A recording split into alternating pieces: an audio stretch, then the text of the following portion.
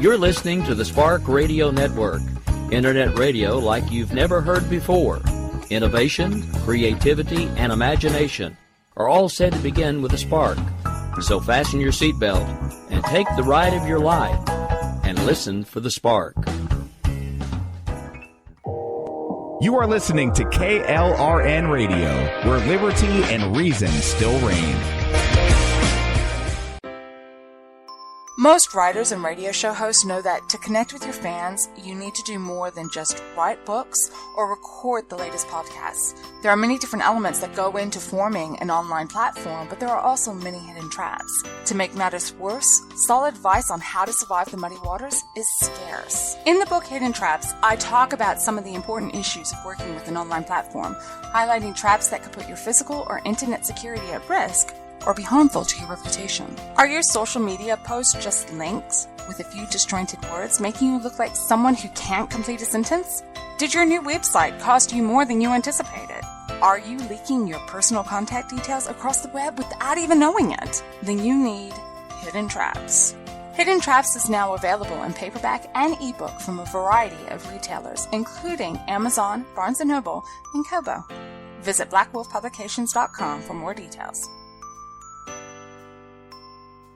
If you're 85 or younger, would you like peace of mind and comfort for your family? We're Final Expense Direct with an urgent message for you. The average funeral today costs over $8,000, but the most you'll get from government benefits is $255. How will your family pay the difference? We can help. Our senior plans start as low as just $1 a day and pay up to $30,000 for a funeral and other final expenses. Peace of mind is easy. There's no medical exam. You'll have lifetime coverage, and your plan can't be canceled as long as you pay your premiums. Call now for free information about our senior plans. Answer a few simple questions and receive approval right on the phone. Plus, call right now and we'll give you a discount prescription card for free. Call 800-553-8687. That's 800-553-8687. Again, 800-553-8687. 687. KLRN Radio has advertising rates available. We have rates to fit almost any budget. Contact us at advertising@klrnradio.com.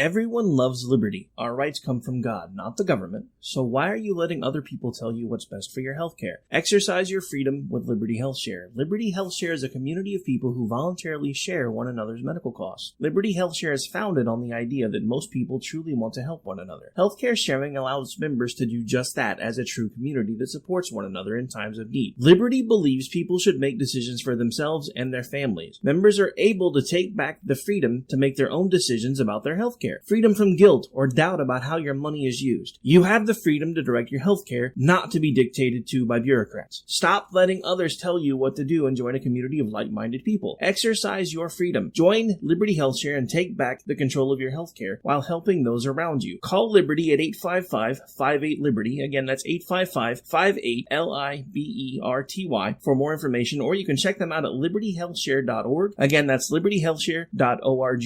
Here's George Foreman with InventHelp. Hi, I'm George Foreman. Do you have an idea for a new product or invention? People ask me all the time, George, how do I get my idea in front of companies? How do I get a patent? What do I do next? Do you have the same questions? I'll tell you like I'll tell them all. Call my friends at InventHelp. Call InventHelp today for free information. InventHelp has been helping inventors for more than 30 years and has sales offices nationwide. InventHelp can submit your invention to companies who are interested in receiving new ideas. If you have an idea and want to try to patent it and submit it to companies, you should call InventHelp today for free information. Listen, I can't guarantee a company will be interested in your idea, but I believe every inventor deserves the opportunity to step into the ring and take their best shot. Put InventHelp in your corner. To get your free inventor's information, call 1-800-353-6490. That's 1-800-353-6490. Again, 1-800-353-6490.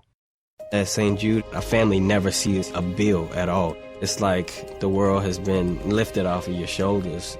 St. Jude Children's Research Hospital. Finding cures, saving children. Learn more at stjude.org.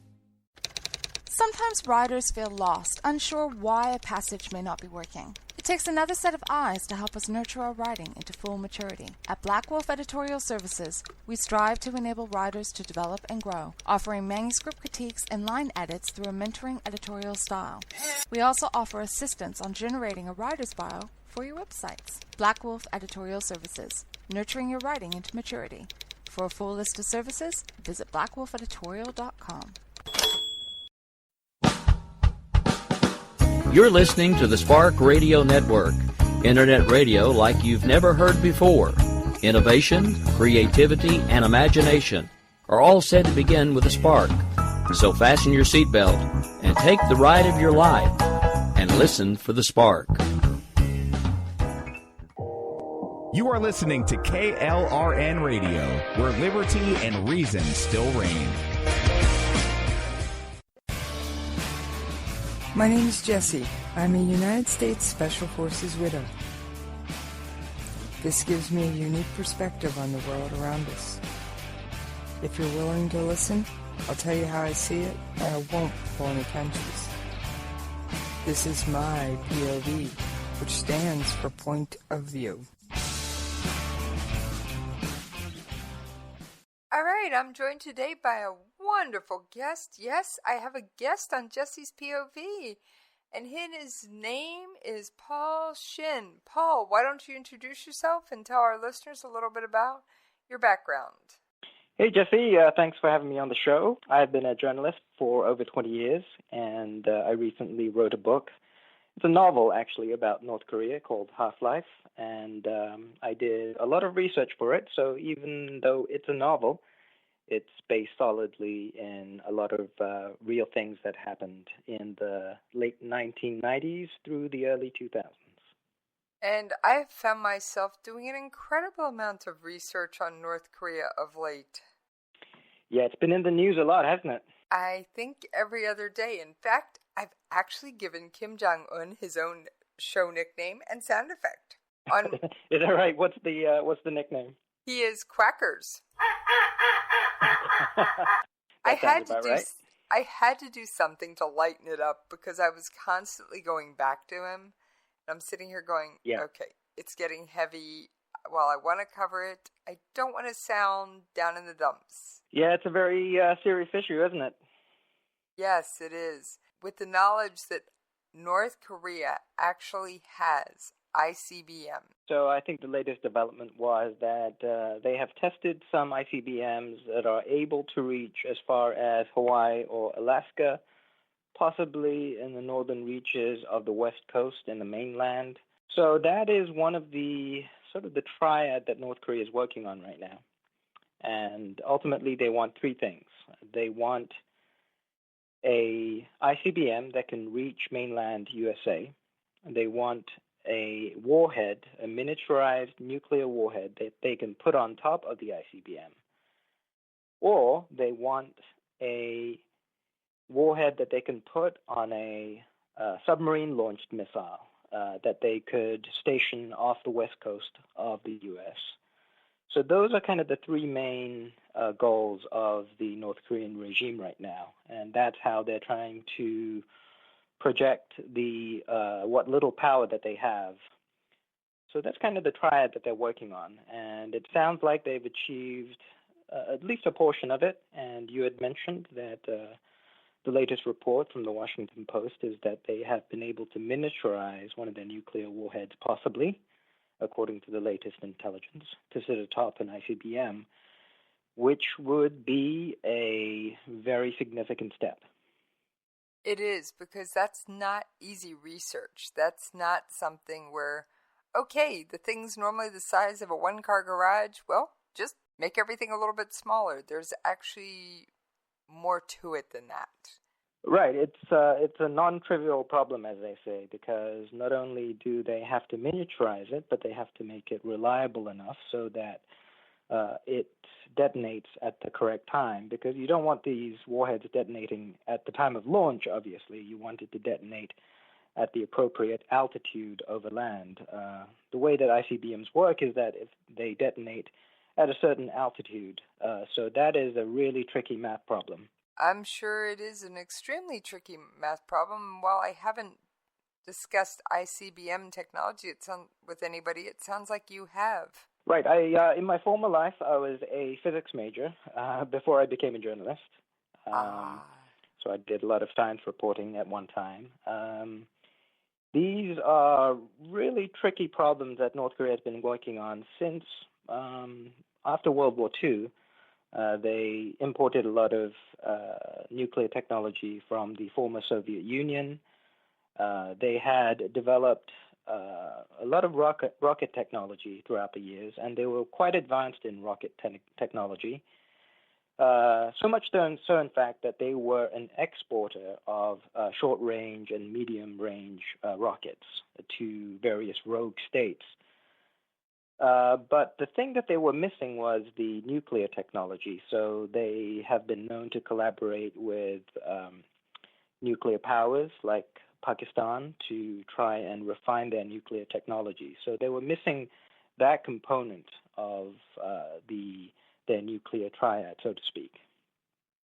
Yes, in fact, Pakistan's where they originally, I believe, got their information. And then they'd also, when you mentioned rogue states, and I've got to say thank you, Israel, before I say this, North Korea had actually sold Syria a nuclear reactor about a decade ago. And thankfully, Israel bombed it off the face of the earth. Because, as I've learned, North Korea has proliferated every weapon system they have developed. Right. Which is a real paradox. To sort of put this into context, North Korea, as an economy, is a failing economy. It is barely able to feed its own people, but they have poured their resources and their technology into nuclear technology and rocket technology. Basically, because they are such an isolated country, they need some way to project their power geopolitically. And they have decided that the way to do this is to have nuclear weapons. That way they can exert sort of an outsized influence on their geopolitical neighbors, even though economically they are a failing state. So this is why they're concentrating so much of their effort into nuclear technology, especially ICBMs. It's what amazes me about the whole thing is it's almost like the government doesn't care about the people because they've had a drought. They're coming up on another drought and possibly another famine. And yet, instead of spending money to feed their own people, they're pouring all this money into the missiles and the nuclear technology. When you can buy a whole lot of rice for the cost of one missile.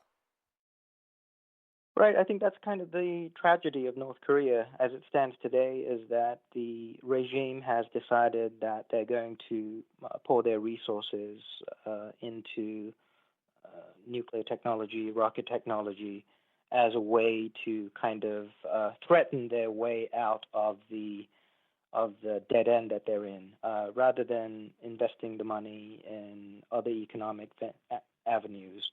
They've decided that this is kind of the way that they're going to survive. So that is the tragedy. The people are not faring very well, obviously. In fact, that's one of the reasons that I based my novel in the late 1990s. There was this devastating famine, and still North Korea at the time was sort of obsessed with creating nuclear technology. So that's kind of why I based that novel during that time. And I have read your novel, and I did find it absolutely fascinating. But I must say that I am just still sitting here going, oh my gosh, how can these countries' leaders let their people starve? Yeah, I think it's hard for us to understand the thinking. I don't think we can get into the minds of the leaders of places like North Korea, thinking of it as a normal person would. These are leaders, especially in North Korea. It's this strange amalgam of a hereditary Stalinist state, so it's unique in that. The grandfather, Kim Jong-un. So Kim Jong-un's grandfather, Kim Il-sung, was the person who founded the North Korean state after World War II in 1945. And then he handed down power to his son, Kim Jong-il. And then Kim Jong-il handed down power to his son, Kim Jong-un, who is the current leader. But Kim Jong-un actually had a older half-brother, Kim Jong-nam. But I don't know if you recall, but there was a bizarre incident at the Kuala Lumpur airport last year. And where Kim Jong-nam was assassinated with VX. Yeah, it was a very bizarre incident. So the woman said she told authorities that she believed she was participating in some TV prank, if you recall. Yes. And she smeared some liquid over Kim Jong-nam's face, and it turned out to be VX nerve gas. And so the belief is that Kim Jong-un may have felt threatened by Kim Jong-nam, that maybe he would return someday and try to consolidate power around himself as the elder son of Kim Jong-il. So that is kind of the operating theory of why Kim Jong-un had Kim Jong-nam assassinated.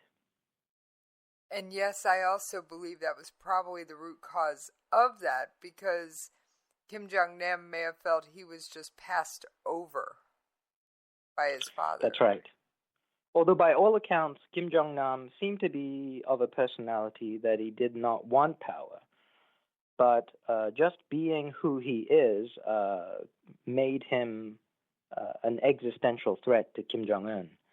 So this incident was one of those bizarre and yet wildly operatic incidents that go on in North Korea. Because Kim Jong-nam, by all accounts, didn't want the power, but it doesn't matter whether he wanted it or not. Kim Jong-un might have still felt threatened by his older half-brother. So you said you can't get into the heads of these people by looking at it in a typical way. What type of a lens do you think we need to view it through? Because I'm sitting here just watching the goings-on, the outsider looking in, reading the news articles, and I've become quite the North Korean news junkie. Yeah. And it's like, I think the lens through which you have to view news coming out of North Korea and the lens through which you have to evaluate the North Korean regime is that Kim Jong-un and those close to him will do anything in their power to maintain power. So it doesn't matter whether it makes sense to us as normal people. What they're doing is trying to hold on to power at all costs. And to them, a way to do that is to have nuclear weapons.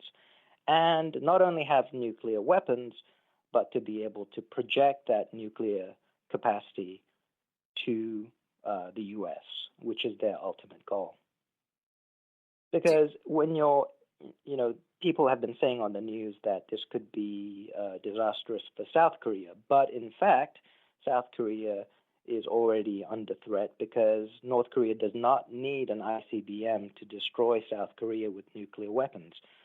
If they can miniaturize it, they could actually have nuclear-tipped artillery, and artillery is fully Seoul, the capital of South Korea, is fully within the reach of artillery from North Korea. So they don't even need missiles, not even short-range missiles. They could hit Seoul with artillery. I don't think that's something the average person understands, is the geographical distance of Seoul from the DMZ. It's not that far. Right. And yes, I have visited the DMZ and Seoul. It wasn't that far of a drive from Seoul to That's the right. DMZ. It's not that far at all. So, yeah. So in terms of the technology that North Korea would need to destroy Seoul, which basically the greater Seoul area contains 1/4 of the entire population of South Korea.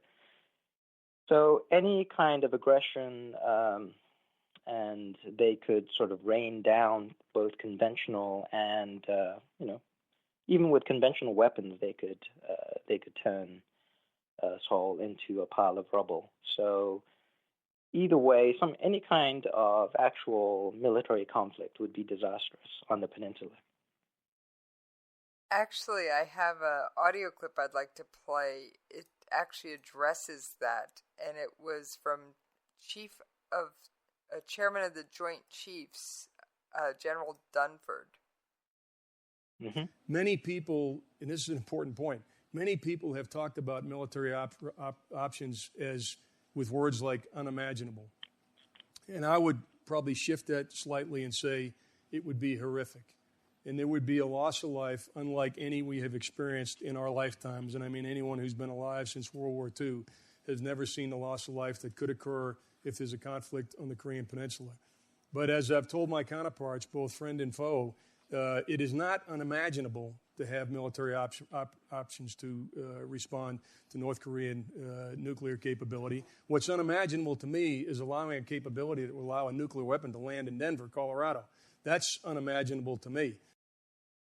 So I thought how he took it from unimaginable to horrific. I actually think horrific defines it a bit better.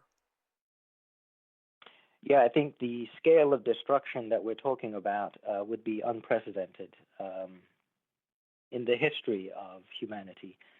It would the scale of destruction would be orders of magnitude larger than any kind of firebombing in Europe during World War II or anything like that, even orders of magnitude larger than the atomic bombs on Hiroshima or Nagasaki. We're talking, tens, hundreds times more casualties. Right, because you're talking a more dense population zone, you're talking better technology. Now, you obviously are of Korean descent, or were you born in Korea? I don't recall. Yep, I was born in Korea, yep. How does it make you feel when you know that your country has been living with this threat for years, and now people are going, well, maybe we're going to end up going to war there? I mean, that's got to be something that crosses your mind, because I'm sure you still have friends and family back in Korea. Yeah, certainly. I think people can throw those words around, maybe we're going to war, but I don't think they quite grasp the magnitude of what we're speaking about. This is the kind of war and destruction that nobody could ever imagine. We're not just talking about, and even the loss of one single human life is a tragedy, but we're talking on the order of millions of people. In the first hours. If you can imagine that. Yeah, in the first tens of minutes, first half an hour, we're talking millions of people possibly killed. Because so North Korea has artillery lined up just outside the DMZ, all aimed at Seoul. And we're not talking 5 or 10 artillery pieces. We're talking thousands of them. And they're dug in and entrenched and ready to fire. Exactly. Now, I recall as a younger boy, we used to have civil defense exercises when I was a kid. Every month, on the 15th of the month, the sirens used to wail, and everybody would kind of get under the desk and simulate an air attack from North Korea. They have long since stopped doing that because stopping traffic in the middle of the day in downtown Seoul has long since become too unwieldy, right? It just is too cumbersome to conduct those kinds of exercises. And in some ways, those kinds of exercises are kind of pointless because the destruction would be so widespread that any kind of risk that you could mitigate by hiding under a desk is just so ridiculously minimal in terms of how you could protect yourself. So in some ways, it doesn't even matter. But we can only hope that, I think our best hope is that the North Korean regime has some sense of reason to them so that they would understand that if there was a conflict, some kind of military conflict, that their existence would also be wiped out. So hopefully, sort of in the old Cold War concept of mutually assured destruction, that they would understand that, and then that would stay their hand in terms of any kind of attack. I think that's kind of the only thing that we can really rely on. I've got to say, I hope you're right. However, I also heard that North Korea loaded anti-ship missiles onto some of their ships that haven't had them in a couple of decades. Now, it's public news, public information, before anybody sends me hate mail because I'm revealing classified troop movements on the air. No, it's in the news. Get over it. There is a carrier battle group in the region. Do you think they're crazy enough to actually shoot at a U.S. military vessel?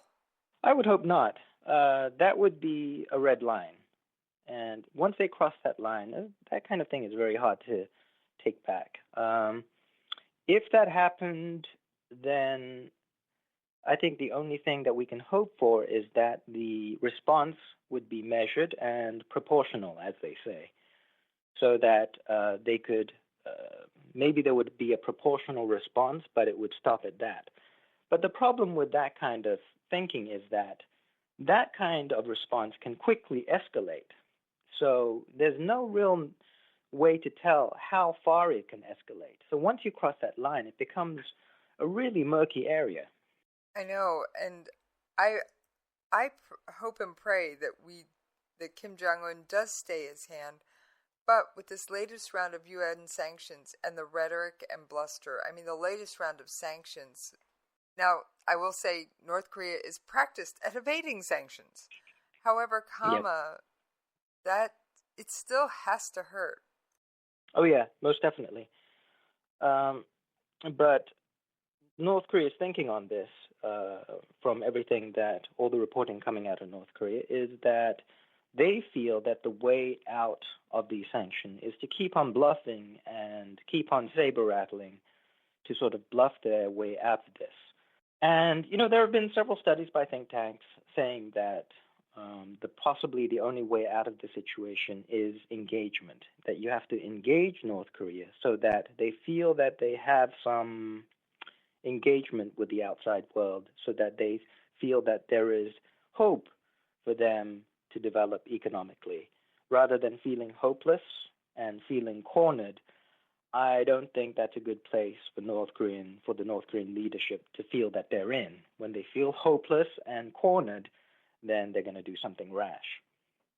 Do you think that sanctions are the way to go? I personally think, based on a number of papers and a number of experts that I've seen, that actually engagement is probably the way to go. Because it's kind of like, to make an analogy, it's kind of like having a really bad-natured bully in your neighborhood, right? And if you keep on pushing this bully into a corner, at some point the bully's going to snap. So in some ways, you kind of have to coax the bully out of their misbehavior with kindness. And one of the reasons that the West is reluctant to do this is because they feel that engaging with North Korea rewards bad behavior. And that is politically, it's very tricky to do that, because if the U.S., for instance, were to engage with North Korea economically, then everybody would say, why are you engaging with North Korea? They're behaving so badly. You're rewarding bad behavior. So politically, it's a very tricky game to play, but it is kind of the only hand that you do have to play to kind of coax them out of the bad behavior. I find that very interesting, because I have another audio clip, and this was from Secretary of State Tillerson.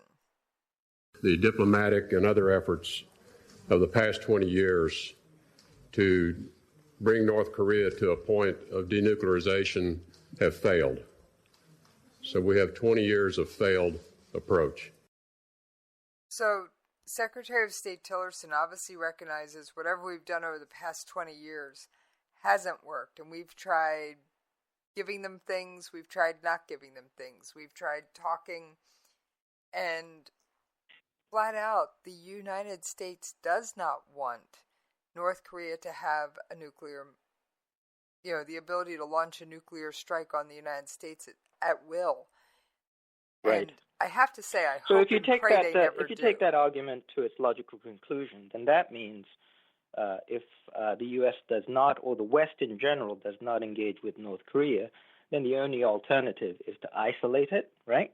You isolate North Korea, you disengage, and then you impose sanctions to make life harder and harder on them. That doesn't mean North Korea is going to give up its nuclear ambitions. So they're going to develop nuclear weapons, they're going to develop ICBMs, and at some point they're going to develop the capability to deliver a nuclear weapon across the world through an ICBM. So that, of course, is not acceptable to the U.S. or the West. So if you take that argument to its logical conclusion, that means that the U.S. or the West, somebody, has to attack North Korea to take away that capability from North Korea. Now, the problem with that is North Korea has been very wily about how it's mobilizing or moving its nuclear capability around. So it's not stationed at any one particular location. It's mobile. It's on these mobile units. So to try and target those weapons is extremely difficult. So that means you have to launch a wide-scale attack on North Korea, and then you get into the same problem, right? You've kind of triggered this all-out war, which is disastrous. So that is kind of the logical conclusion of the approach of isolation and punishment. And that's why I think the way to go is try to engage, to try and coax them out of this kind of bad behavior. Do you think a proportional response would be taking out their nuclear reactor, which is the source for their plutonium that they enrich to make the weapons? Sure, you could do that, but again, that could trigger an all-out attack on South Korea. And from the public reporting that has been done on this, it appears that North Korea has enough fissile material to build tens of warheads. So that capability already exists. So even if you take out their nuclear reactors now, that doesn't mean that fissile material is suddenly going to disappear. They already have that, and it's stashed away somewhere. What are you going to do about that, right? That's kind of the next problem. Exactly. I was looking at it going, they've already got this much highly enriched plutonium. Yeah. Because for those of the listeners who don't know how a nuclear reactor works, I actually did talk to an expert. You put in uranium and you get out plutonium. It's a little more complicated than that, but plutonium makes the bigger boom in the nuclear weapons once you enrich it and make it into fissile material. But that's the real quick That's right. thumbnail One of sketch. The easy way to think about it is the two atomic bombs that were dropped on Japan at the end of World War II. There were both fissile bombs, meaning you rely on the division of these heavy atoms like plutonium and uranium to create the explosion. But one was a uranium bomb and one was a plutonium bomb. Fat Boy and Little Man. Those were the two different bombs. And one was plutonium and one was uranium. And the one that produced the bigger yield per megaton was the plutonium one. Yep, that's correct, yep. And uranium is a naturally occurring isotope, naturally occurring element, but the uranium that you need is the rarer uranium. So you have to refine it, highly refine it to get the isotope that you need to create a fissile bomb. I actually think the intense sanctions right now, and I actually went back and listened to the whole hour's worth of commentary on the UN floor, and I'm frequently listening to these meetings. I don't always report on them, and I don't always pull audio clips, but I hate to say it, I think we're almost closing the barn door after the horses left. You mean in terms of stopping them from trying to produce this technology to begin with? Right, because we're imposing these really, really harsh sanctions. Well, it sends a message. A, are Russia, China, and Iran actually going to enforce these sanctions?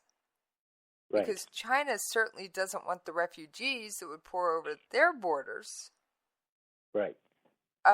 Russia just recently set up a twice-a-week, I think, ferry between North Korea and themselves, and I'm willing to bet that there's more than just people and vacationers on that ferry. Right. So yeah, North Korea is even for former allies like China and the Soviet Union and now Russia. Even for former allies, North Korea is kind of like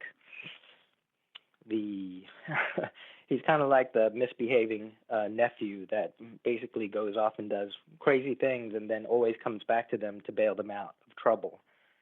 So they are no fans of North Korea, but as former allies with pretty deep historical ties, I think they try to do their best to manage North Korea, but it is increasingly difficult, and especially with somebody who is a leader that is younger, like Kim Jong-un, who doesn't have the kind of long historical ties with former communist bloc leaders. They used to have that connection of being all within the communist bloc, both China and the Soviet Union, now Russia. But Kim Jong-un is basically, he's a millennial, right? Kim Jong-un is a millennial. He's not of his father's generation. He doesn't have any living memory of that connection with China and the Soviet Union / Russia. Right, which makes it, I'd say, much harder for him to understand the goings-on and the connections and why he may not want to upset every apple cart in town. Now, that being said, I'm going to ask you to hold your comments for just a moment while we take a brief commercial break. You're listening to the Spark Radio Network, Internet radio like you've never heard before. Innovation, creativity, and imagination are all said to begin with a spark. So fasten your seatbelt and take the ride of your life and listen for the spark. You are listening to KLRN Radio, where liberty and reason still reign. Most writers and radio show hosts know that to connect with your fans, you need to do more than just write books or record the latest podcasts. There are many different elements that go into forming an online platform, but there are also many hidden traps. To make matters worse, solid advice on how to survive the muddy waters is scarce. In the book Hidden Traps, I talk about some of the important issues of working with an online platform, highlighting traps that could put your physical or internet security at risk or be harmful to your reputation. Are your social media posts just links with a few disjointed words, making you look like someone who can't complete a sentence? Did your new website cost you more than you anticipated? Are you leaking your personal contact details across the web without even knowing it? Then you need Hidden Traps. Hidden Traps is now available in paperback and ebook from a variety of retailers, including Amazon, Barnes & Noble, and Kobo. Visit blackwolfpublications.com for more details.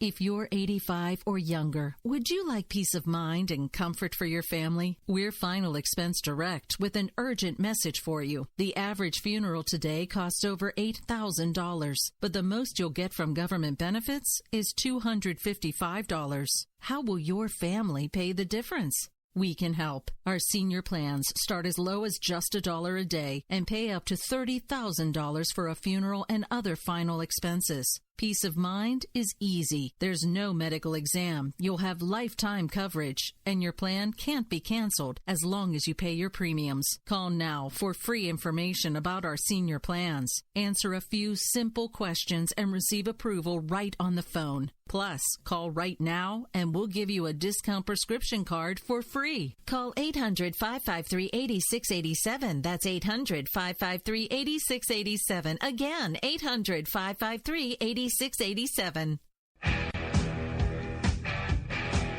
KLRN Radio has advertising rates available. We have rates to fit almost any budget. Contact us at advertising@klrnradio.com.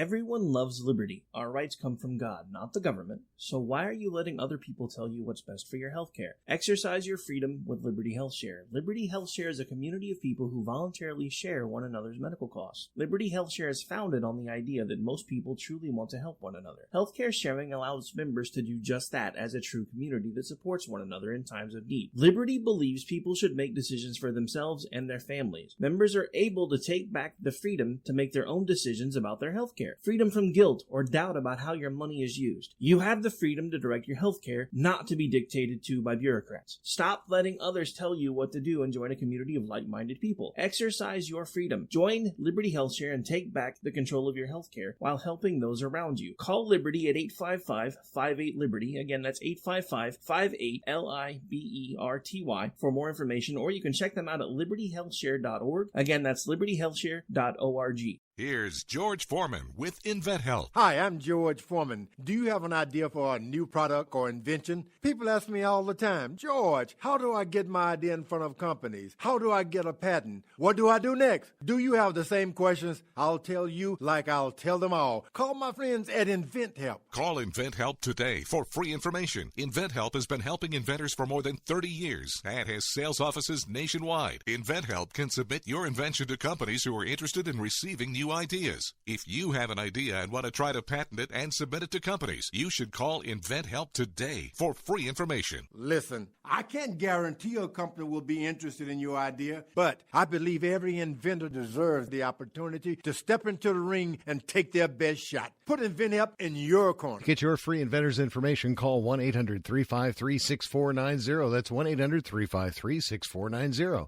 Again, 1-800-353-6490. At St. Jude, a family never sees a bill at all. It's like the world has been lifted off of your shoulders. St. Jude Children's Research Hospital. Finding cures, saving children. Learn more at stjude.org. Sometimes writers feel lost, unsure why a passage may not be working. It takes another set of eyes to help us nurture our writing into full maturity. At Black Wolf Editorial Services, we strive to enable writers to develop and grow, offering manuscript critiques and line edits through a mentoring editorial style. We also offer assistance on generating a writer's bio for your websites. Black Wolf Editorial Services, nurturing your writing into maturity. For a full list of services, visit blackwolfeditorial.com. All right, thank y'all for hanging in there with us while we paid those radio station bills. Now, thank you, Paul, for hanging in there with me over that commercial break.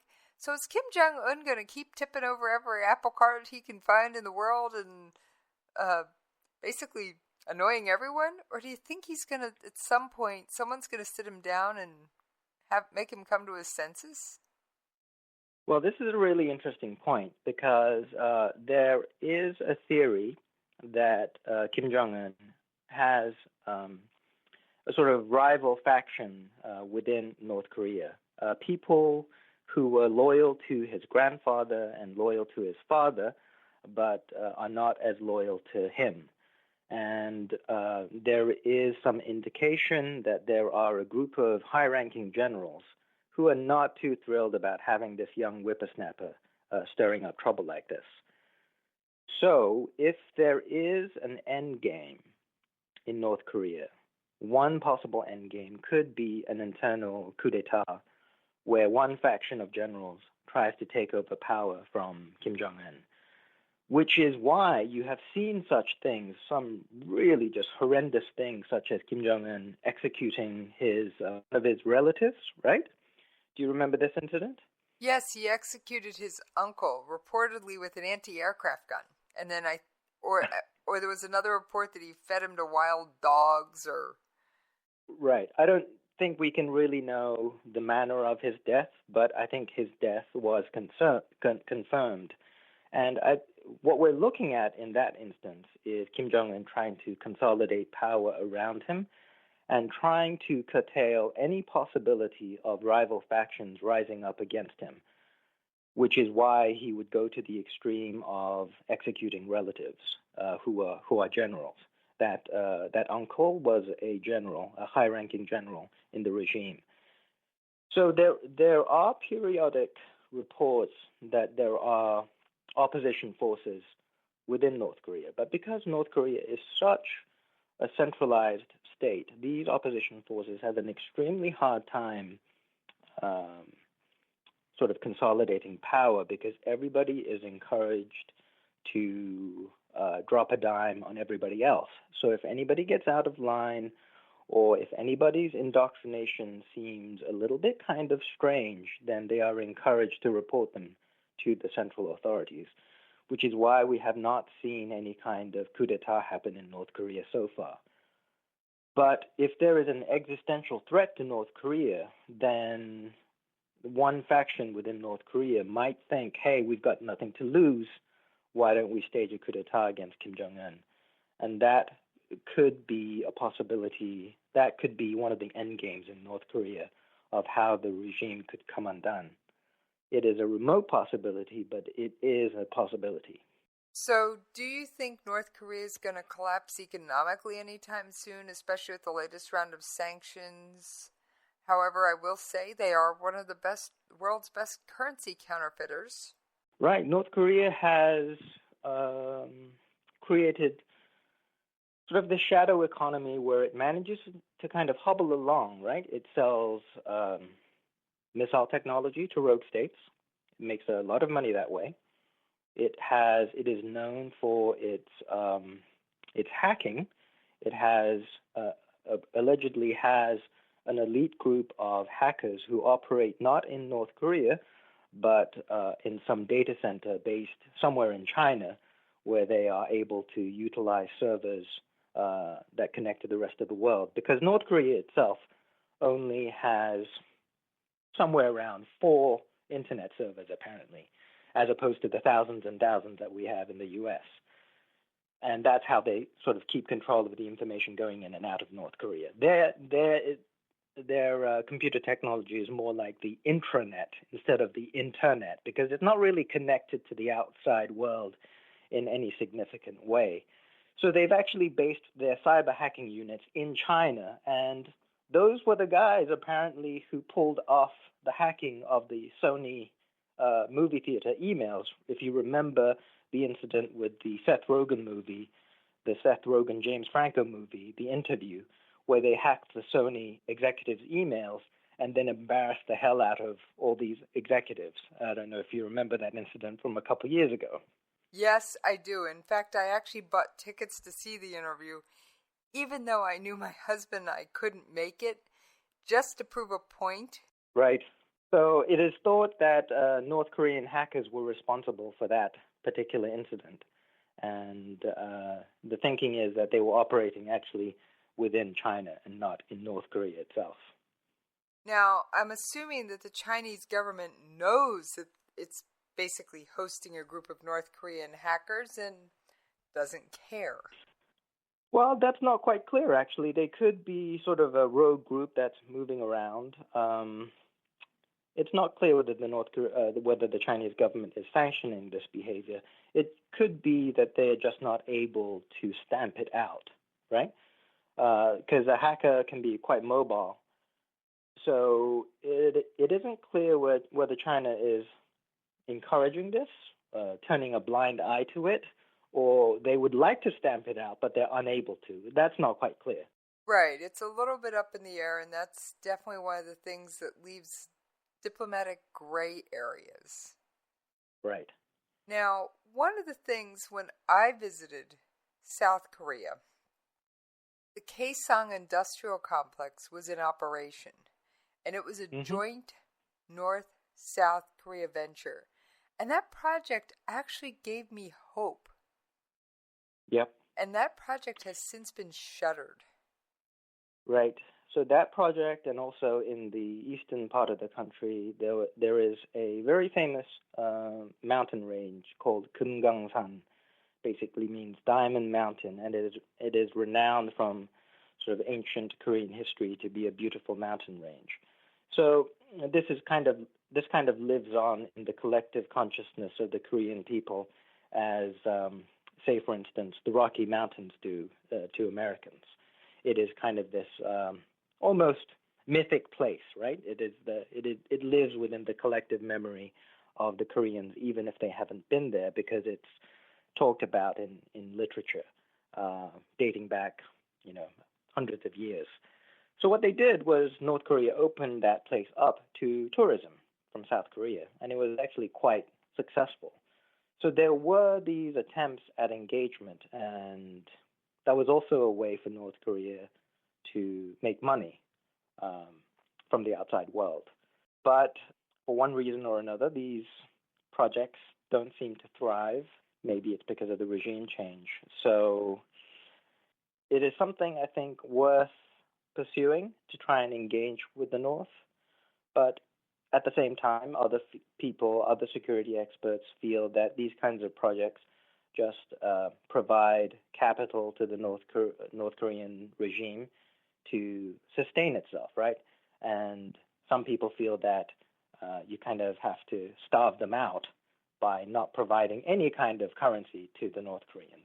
So, these are kind of the rival thinking camps on how to deal with North Korea.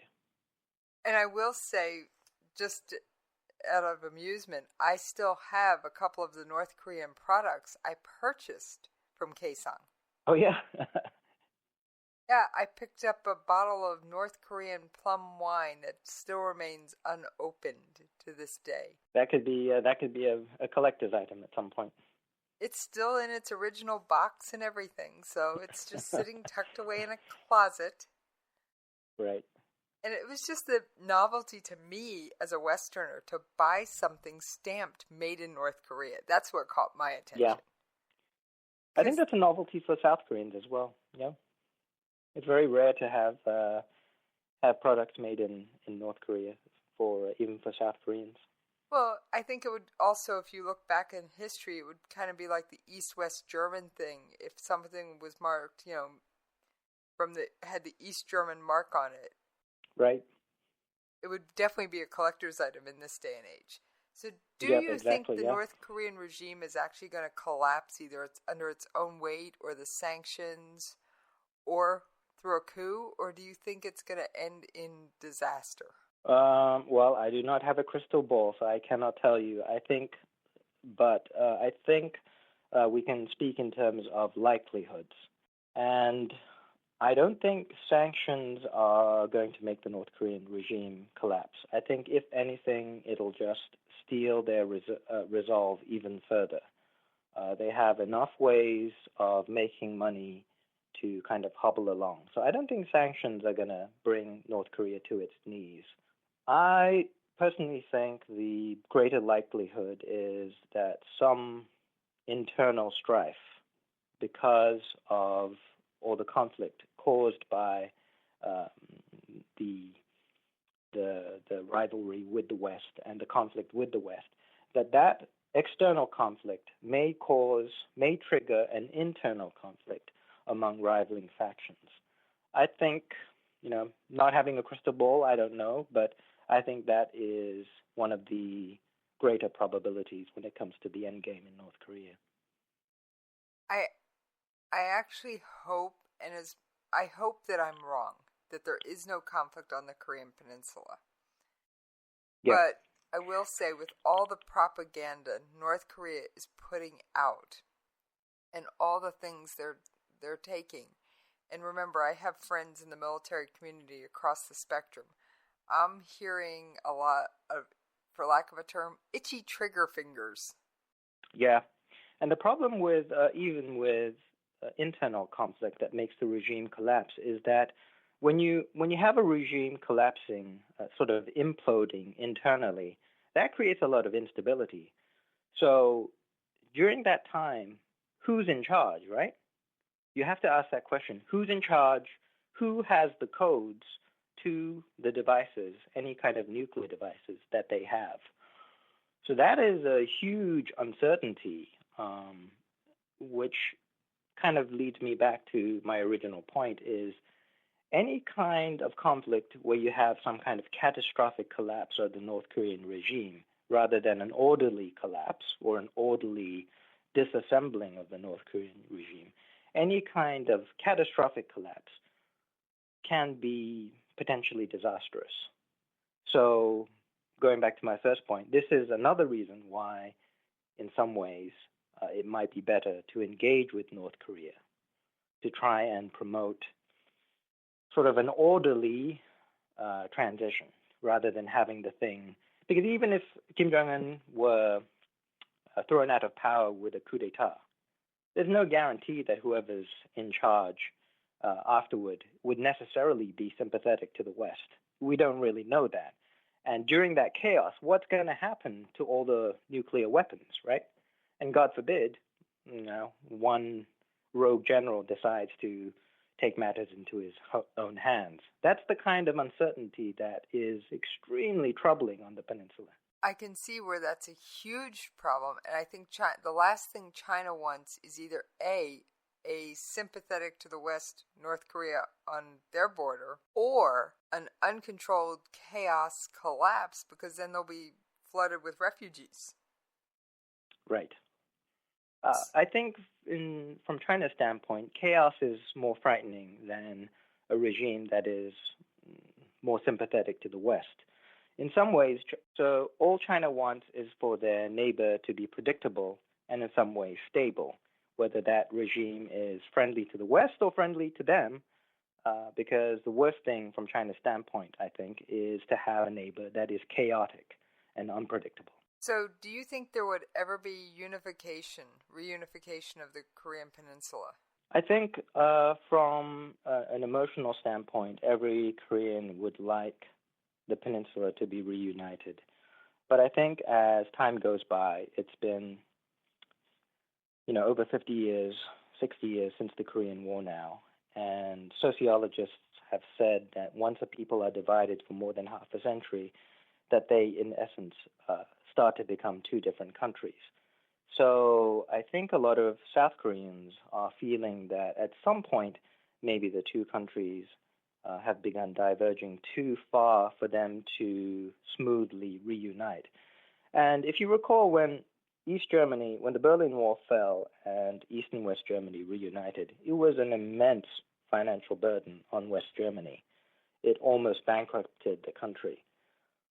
The reunification of North and South Korea would be orders of magnitude harder than that, because the disparity in the economies between North and South Korea is so much larger than East and West Germany. It could cause financial ruin in a way that we haven't seen. So I think South Koreans, as much as they would like North and South Korea to be reunited, the practical aspects of reunification are becoming harder and harder because of the differences both in the economy and in the regime. And I see all of those points. Now, I do wish, and this is an emotional standpoint, that the families, that there are still some Korean War survivors of the families that have been divided because of the war.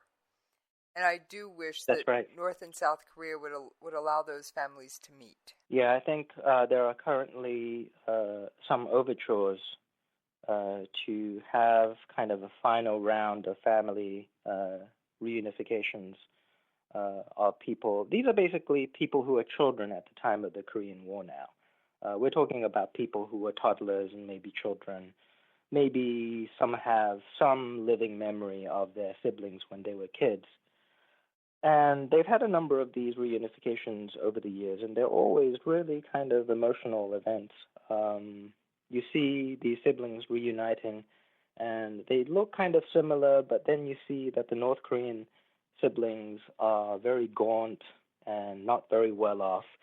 So it kind of highlights the economic differences between the two countries at the same time, as it's sort of tugging at your heartstrings, seeing these siblings reuniting for the first time in 50 years, 40 years, 50 years. These events go back a number of decades, but it's heartbreaking, right? Seeing these siblings who see each other for a few hours and then they have to go back home and kind of relive this memory of meeting their siblings for a couple of hours. I wouldn't even want to have to be the psychologist to straighten out that disaster. Right. It is extremely heart-rending when you see these reunifications. And the reality is we have reached the point in time where those siblings are basically now in their 70s, 80s. We're running out of time. This is kind of the last chance to have those family reunifications. So there are overtures going on right now, especially with the new South Korean president who was recently elected. He has been more of a proponent of engagement with North Korea. There are certainly some overtures going on right now.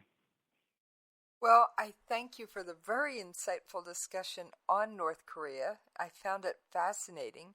And as I do with all my guests at the end of an interview, I do give them a chance to pass out any social media information they'd like. And please do mention your book by name and where we can find it. Sure thing. I appreciate you having me on the show, Jesse. The best way to reach me is through my website, is www.paulhbshin.com. That's paulhbshin, all one word, .com. And you will find links to my book there, Half-Life. And that is probably the best way to reach me. Well, I don't normally give book reviews on either of my shows, but I will say I'm an avid thriller reader, and I did read Half-Life, and it was amazing. And being a news junkie, I was like, I remember that. I remember this. And you did your research, and you got your facts right, as best as I can tell anyway. Thanks, Jesse. Yep, I did my best to try and weave in some real-world events. And for anyone who wants to contact me, you can find me on Twitter at Jesse's POV, or you can email me at the station, Jesse's POV at KLRNRadio.com. And if you'd like more information about my other show, Jesse's Coffee Shop, you can also hit me up at the station at Jesse at KLRNRadio.com. And you regulars know what's coming. You new listeners, hang on for the ride. On that note, folks, I'm out of here!